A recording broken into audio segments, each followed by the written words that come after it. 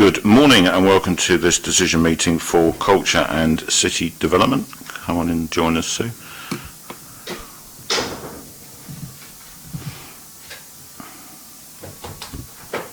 Okay. I'm Councillor Steve Pitt. I'm the Cabinet Member for Culture and City Development. We'll go around the table before we do anything else and introduce ourselves because we are being live streamed today.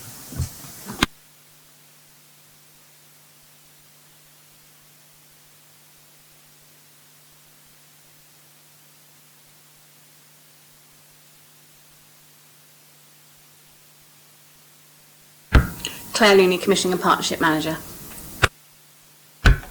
Lindy Elliott, Libraries and Archives Manager.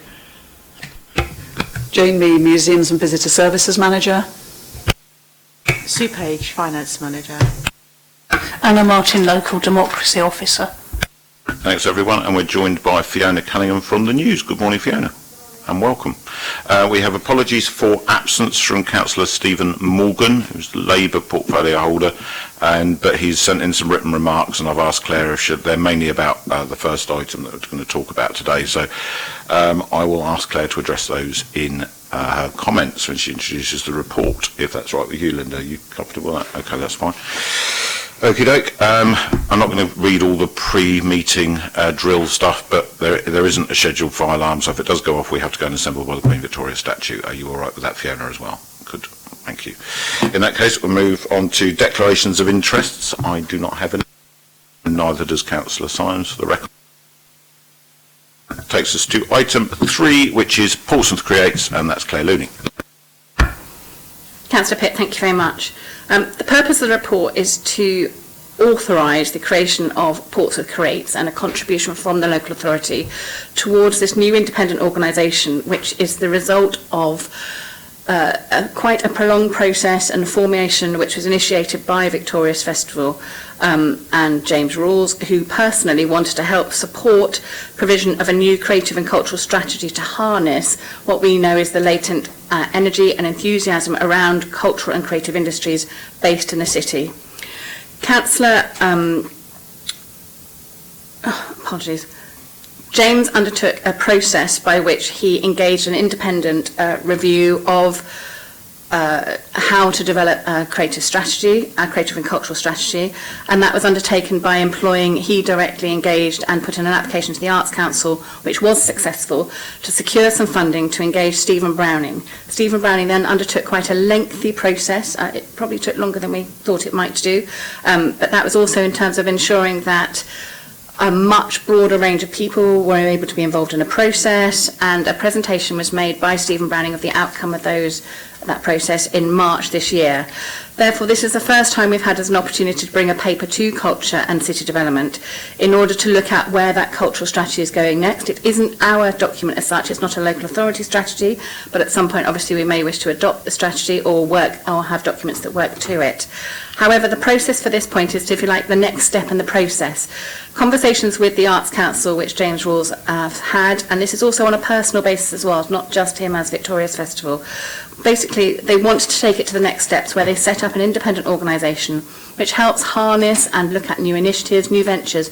And the aim would be that as an independent organisation which are not tied to either an existing building, as many of our current cultural and creative organisations are, that it has a lot more freedom to help develop, looking at entrepreneurial ways of supporting and taking things forward in a different way than perhaps we've been able to do either for ourselves as a local authority or as any of the building-based organisations which primarily exist in the city. This would also enable that lots of that freelance artist network, which we know is very strong in the city, could help be part of something new and different in a way that perhaps they feel slightly excluded because they're not based in a building or part of that building offer. Therefore, this paper is seeking to provide an organisation, this new organisation, which has been given the title of Portsmouth Creates, a grant of £50,000 for each of the first 2 years of its operation. The funding will be found from within the portfolio reserve, and it's been earmarked for this in terms of helping the organisation deliver towards those initial aims that they've got for the cultural and creative strategy. We are aware that there will be a number of partner organisations giving a financial contribution. We are the first to, if you like, take a paper through a process in order to do that. We are conscious that Portsmouth Creates isn't a legal entity yet, and I can confirm that there will be no payment of any form until the legal entity formally exists and that a detailed service level agreement has been put in place. The service level agreement will, as Councillor Morgan's question asked, to have a direct relationship to the City Council's priorities and outcomes, and it will be very specific. But at this stage, we almost needed us to bite the bullet and take a paper forward in order for other organisations, such as the Arts Council, who are considering it, and the contribution from the University of Portsmouth is also being considered, to make sure that things could go forward. I can confirm that if for any reason the organisation doesn't come to fruition, then obviously the grant will not be paid. So this would only occur if other funding is released and it is a financially viable model, and obviously then to ensure that the legal processes are in place sitting behind it, with very specific opportunities to look at outcomes which benefit us against the priorities we have, but also benefit the much wider city and help meet those cultural and creative strategy aims. I'd be very happy to take any questions, and I hope I've answered the specific questions that Councillor Morgan has raised in his email. Thank you very much, Claire. Any comments, Linda? I think it's a really good idea, but the only thing, as I was told you before, I was concerned about is I don't want it to become a great big talking shop. So the committee, however it ends up, needs to be fairly small. I think it's a good idea if the other two do contribute, the Arts Council, and I'm sure there will be lots of others come forward. So all in all, I think it's a great idea, and I can't wait to see it get started. Thank you very much, and also thank you, because I know you were supportive of the concept of the strategy and stuff when you were the portfolio holder before me. So it's something that's been supported across parties and has the potential to be a game changer in enabling and empowering our cultural and creative community to take their destiny into their own hands and flourish even more than they already do. We've got some world leaders in the city, many of whom have shown a great deal of interest in this, and I think the opportunities are endless, and it's going to be quite exciting going forward. So thank you very much for presenting that today, Claire, and we'll look forward to the next steps. I better keep putting my glasses on, I can't see nothing without them. Annual Libraries and Archives updates, and that'll be Lindy. Thank you, Lindy Elliott. This is the Library and Archives annual report, which gives updates on our activity over the last 12 months and recommends activities and actions and strategies for the coming year. Broadly looking at the list, we are for 2019-20 looking at a library strategy for 2020 to 2025. We are looking at launching the new website, which will happen by March 2020. Development of the school's library service, refurbishment at Cosham Library, in line with some structural repairs that are going on. There will be a stock review and a pilot which in fact is already in place to deliver a Summer Reading Challenge Plus, which will then be evaluated and consider recommendations going forward. Additional to that, we will be exploring options for a consortia library management system. Current conversations going on with Southampton and the Isle of Wight, and in fact in the last week Hampshire have also expressed some interest, and continue to deliver our City of Stories project and our Health and Transformation Fund wellbeing zones and the associated outreach. I think headlines over the last year, Summer Reading Challenge has gone from strength to strength. We have managed to provide a photographic store, which we now need in this year to complete and set up. Universal credit is slightly in abeyance at the moment, but that continues to be an issue, and a great deal of work has been put in place to ensure that that will be properly and appropriately delivered as and when required. The City of Stories has had its own report and will, continue to do that. Also, we have the development of the archive outreach policy, and the school's library service, again, looking at how it can best deal with its clients. And I think that is an ongoing process, very much driven by the technology and what is available at this stage. So a good year, a positive year, but very much work in progress. Thank you very much. Comments, Linda? Yes, I'm looking forward to going to see the City of Stories, which is next week. And I'm also really pleased that you've got the pilot scheme to try and target the children who don't usually get to take part in the summer reading challenge, because they're usually the children that will benefit most from being able to do that. So, no, thank you very much. Thank you, Councillor Symes. On that particular issue, you may be interested to receive some feedback we had this morning from the first school to finish. And it does have some very, very positive outcomes for those children. And in fact, a little better than we were expecting for a pilot. So we've got some very encouraging news, which I'll share. Thanks, Lindy. It has been fantastic, and the idea that we're going to get hundreds of additional children competing that by just being a bit smart about how we approach it is brilliant. And the space theme this year, I understand, is already proving to be quite popular. I'm seeing it on various parents' Facebook sites that they seem to be equally as excited as the children. So hopefully we'll get record numbers again. Just wanted to comment on the City of Stories work, which is ongoing, I know, and very positive indeed. And to thank you for, Linda, you'll probably remember that Councillor Rob New brought a motion, or a question, I think, to full council a little while back around whether or not we could do anything to get a library service into Cotton Ward. And although it didn't end up getting asked, I had a chat with Lindy afterwards, and we've arranged for the mobile library to stop an extra day in Copner now.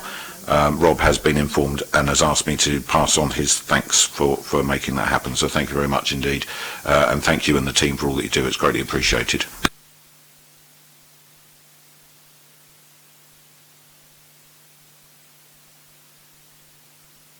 Archives management policies, which is back to you, Lindy. Thank you. In fact, I'm speaking for Michael Gunson here, and the policy, broadly speaking, is an update on an existing policy. This year we are looking to reapply for our archive accreditation, and in order to do that, one of the stages is to have this policy updated and in place. In fact, there's very, very little change other than a couple of updates in legislation, which is quoted at 3.1 of the collections policy. And I think a couple of slight alterations to the scope of the collections, but other than that it remains the same, but important in order to achieve accreditation. Great, thank you very much. Linda, anything? Okay, thank you very much for that. And that brings us to Portsmouth Museum's annual update, and that will be Jane Mee. Thank you, Councillor Pitt. So this report looks at the financial year that's gone, and sets out our plans for the year ahead. In both cases, what we've done and what we're going to be doing are very much informed by two significant projects, the Transforming the D-Day Museum project and also the Landing Craft Tank project in partnership with the National Museum of the Royal Navy. So the Transforming the D-Day Museum project saw the opening of the D-Day story last financial year. The museum achieved all its visitor and income targets. We've been quite overwhelmed really by the positive response that the museum has received. A lot of fantastic reviews on TripAdvisor, and in some ways I feel that what we've done has exceeded expectations, so it's obviously been a very rewarding first year of operation. But of course that project goes on. We have funding from National Lottery Heritage Fund that takes us all the way until the end of 2020, early 2021. With the emphasis now on the programming and delivery of the activity plan. And the emphasis there is very much on continuing our work to make sure the museum is access for people with disabilities, continuing to work with young people to make sure they're involved and contributing to the work of the museum service, and also engaging with broader audiences and making sure that we keep that story alive as we were asked to by the veterans. And then in terms of Landing Craft Tank, last year saw the successful bid, round 2 bid for the lottery funding. Obviously that was led by National Museum of the Royal Navy. So now we're in the implementation phase, and I think for us, for the D-Day story, the main thing is to ensure that there is the landing craft tank fits smoothly and is picked up by the ongoing operation and business planning, so it becomes a coherent whole, and the new element works really well for the museum, and the museum really supports the new element, so it really goes with a bang, and obviously we'll be looking forward to that in spring, early summer of next year in terms of opening. So they're the sort of main things, and then thinking about the other things that we will be working on this year. Obviously we have savings targets to meet and a generation of new income streams.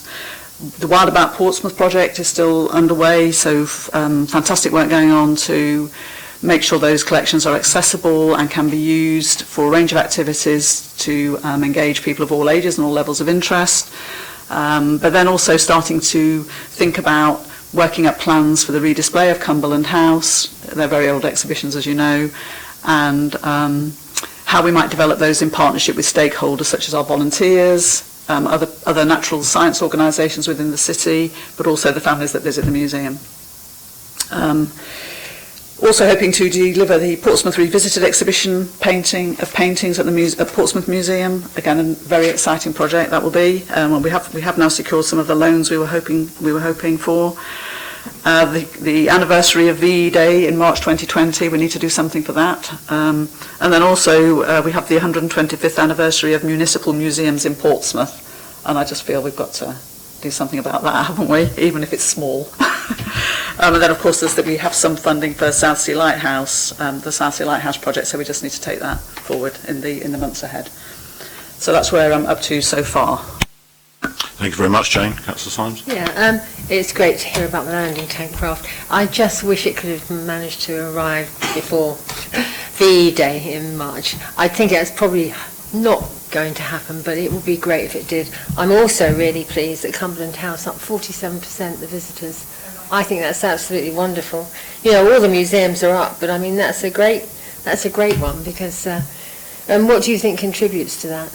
What do you think the contribution has been? I think the main thing is the Butterfly House, being able to do, being able to do that. The fact that it's the new space. More knowledge has gone into how it's been equipped in terms of the planting and having a better understanding of what the butterflies needed. And then we've worked very closely with the Stratford Butterfly Farm. They've been very generous in their advice and guidance. And so it is sort of a beautiful and amazing experience, isn't it? And it's so exciting, I think, for children and adults. So I think that's been hugely and the beehive instrumental. As well, I suppose. Beehive, that's yes, yeah.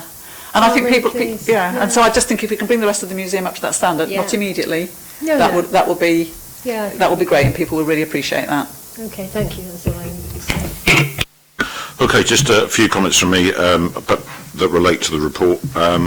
It was fantastic to go to the Spinnaker Tower with you and the Lord Mayor to meet with and congratulate the community groups who'd taken part in various projects around D-Day. They all had gelled and bonded together. It was an amazing evening, and to see some videos of some of the work they've been doing was just fantastic and really uplifting experience all round.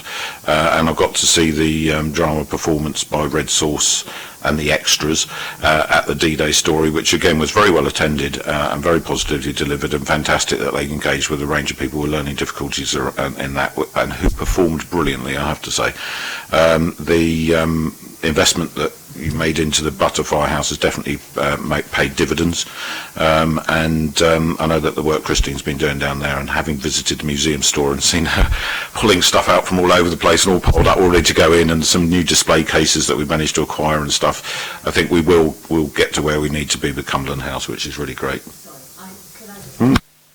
I did forget to congratulate everyone, Claire and of course Jane, on the wonderful work they did on D-Day. They took such a long time and spent such a lot of effort, and it was a fantastic, beautiful day, and I don't think any of us will ever forget how wonderful it was.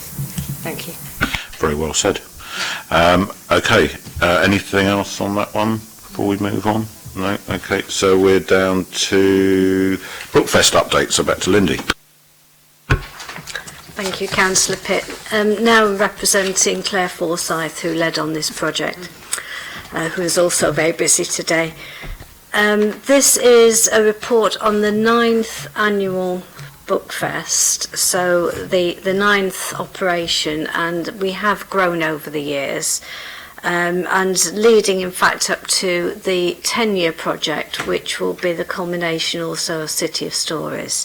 But this is an information report which is a good news story of increased attendance, increase across the board, clearly flagging up a few areas. We are being super critical at this stage because we are seeking to rectify a lot of the issues and concerns, but and those are probably flagged up as having a quite white Caucasian audience, having certain challenges around attracting the 20 to 50 age range, and potentially needing to broaden the offer, particularly for children, so that we're more challenging in that offer, and are encouraging more children and young people and adults to have a more proactive association with the festival. So there's more activity, more participation, as opposed to being a consumer only. But this has all come from the learning, and we've really benefited from the City of Stories funding, which has allowed us to build in some resilience, and we're very, very hopeful that for next year, which will be our 10th anniversary, we will be able to put a great deal of this in place and have that final celebration of City of Stories. Fantastic. Thank you very much, Linda. Thank you. It doesn't seem possible that it will be 10 years. I remember Dominic Kipping coming in as the literacy officer and promoting so well and getting things going all that time back. And the fact that successive officers have managed to move it forward in really difficult circumstances at times because of the funding pressures that we faced across the council, but we've remained committed to this throughout. And it's so important, and the events are just first class. Just a couple of quick things to note. This is the first public decision meeting of the year, so I did want to formally note the Directorate's work on the D-Day events. Thank you very much to everyone for all they did, and please pass that on to teams, because I know that it was a huge team effort, and no mean feat trying to get a world-class event off the ground and delivered so successfully in 8 weeks. Normally you'd plan 18 months for that, but the government decided otherwise. But you all rose to the challenge brilliantly, and I'd like to also please note thanks to James Rawls and Terry at Victoria's Festival for stepping up and partnering Portsmouth City Council to help make that happen, because if they hadn't, we would have struggled. So thanks to everyone for that. Just officially for the record, all recommendations in those reports are approved and noted.